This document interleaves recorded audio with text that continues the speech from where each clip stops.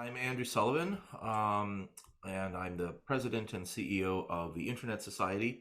The Internet Society works to make sure that the internet is open and globally connected, secure and trustworthy. We like to say that the internet is for everyone.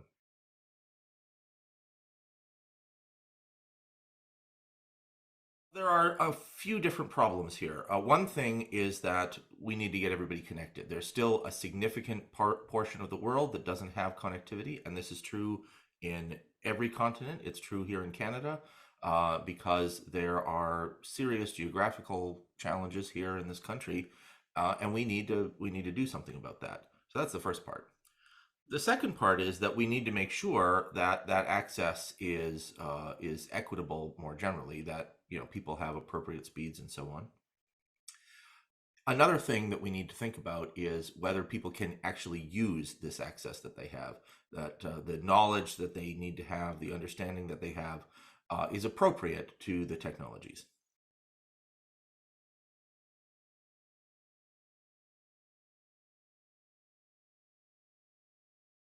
I don't know about myself because I'm now at the age when 30 years looking like who knows. But for the next generation, I think there's something that's really important, and in fact that the FreeNet embodies. I was an undergraduate when the FreeNet went online, and I was in Ottawa, and I remember it well. And the thing that was critical then, and I think the thing that remains true now, is that these technologies put the opportunity in your hands, but you needed to learn about them. You needed to understand them. You needed to have a clear picture of what you could do and why you could do those things. And so one of the things that I think is critical is that people, the next generation of people coming along, learn how the technology works, learn what it does, and learn the kind of capability that you get by putting these in your own hands, rather than waiting for somebody else to deliver, a consumer experience over this. The internet is not television. It's not designed that way. It's designed to give you the ability to do things. It's really an interactive technology. We're treating it more and more like only a consumer device, and that's a shame. I think if we're going to fix that, if we're going to fix that in our public policy, if we're going to fix that in the technology, we need to make sure that people really have an understanding of what this can do, and that they insist on not having it taken from them, just as I think the FreeNet did when it at its founding, and I'm sure in the many years since.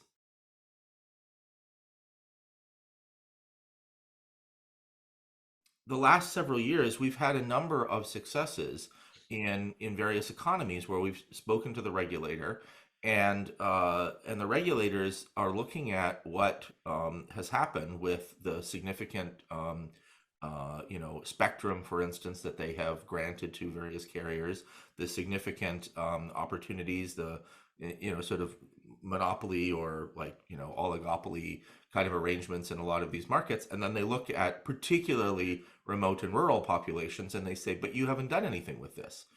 And so we then had the opportunity to say to them, well, there are alternatives. Here's one. And I think that some of those regulators have said, yeah, I think that that's correct. We'll give people the tools to do things for themselves. We see the expansion of low Earth orbit satellite. I mean, that is potentially a really dramatic change. Um, it, the problem, of course, and this is the same problem that it's been, low Earth orbit satellites have been the next coming technology for as long as I've been using the internet, and it runs into the fundamental problem that space is really expensive. It's an expensive way to do things, and when stuff goes wrong, you can't just hop in a truck. You've got to go to space to fix it, and that's a big problem. It's interesting though, some of the technologies now are cheap enough and fast enough that we're just coding the world in the satellites, and really using the internet way to solve this, right? Which is just massive redundancy. And so it's interesting whether that, it'll be interesting to see whether that's going to work. I'm cautiously optimistic. I'm a little bit worried about what it's doing to our night sky, but it's still a technology that really gives access to the people who are being left behind otherwise. And so I think that That's the critical thing. The most important part of this, though, is to get people to realize that, right? Because the like every year we connect more people, and every year that means the remaining unconnected get harder to connect.